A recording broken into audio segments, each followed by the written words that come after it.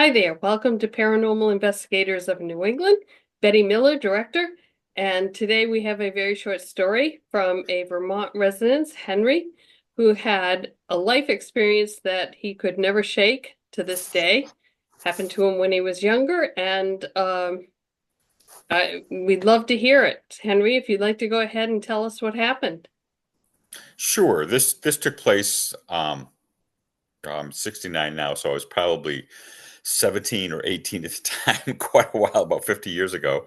Um, but it happened in my parents' old house. It was an old house built around the turn of the century, complete with wooden floors and very creaky old place. I was sitting in the living room, which was in the front of the house.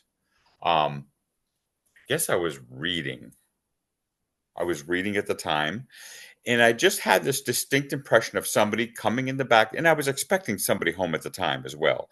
But I heard somebody coming in the kitchen door, which is in the back of the house, walk through the kitchen, walk through the dining room, through the living room where I was sitting, around to the stairs and up the stairs to the second floor of the house. And that was it. And I thought it was just someone coming home.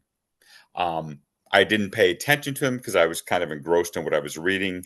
I was that kind of a kid. Um, but a few minutes later, my brother did come home through the back door and into the living room and said, "Hey." And I was completely surprised because I thought he had already come home. It was just a quick thing of those distinctive steps coming through and up through the house because it was an old house with wooden floors. Everything creaked you knew when somebody was in the house. Sure.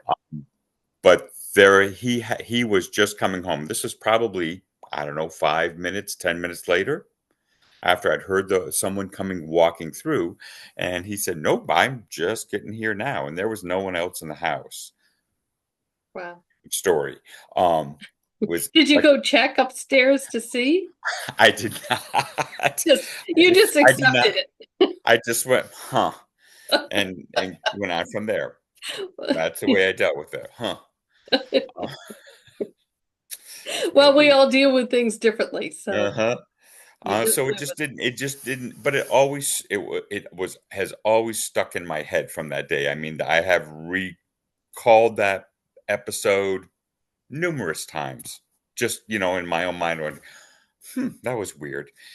And that was it. that was it. Just Never, didn't make sense. That's yeah. why things do stick with you that don't Mhm. fall into our logic, and we keep repeating them. And even today, you said you're 69, so it just replays, and it was just seconds. So it's another story how things that don't line up with our physical existence, and Mhm. we wonder what happened. Was it a time slip? Was it something? Was your house haunted at all in any other way?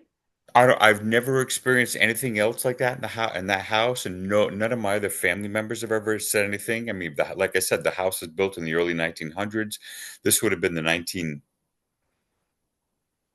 late 19 mid to late 70s, 1970s. So, I'm sure things have happened in the house. It's like every house has its history. But yeah, nothing else. Nothing And no else. other family members ever mentioned anything, but it's not something we would have talked about either. And Given my if you have a busy household and you hear noises, you do accept them as it's just so and so coming in. hmm So you never know. And I know when our house was busy like that and you hear noises, you think, well, it's the pets, it's this, it's that. So who knows how many things we do miss. Right. But it was just such a distinctive sound in retrospect of the back door closing. It was a screen door on the porch, that door shutting, and heard it a bazillion times before, thought nothing of it. Could hear somebody. See, the kitchen was tiled, so I wouldn't have heard. I heard noise.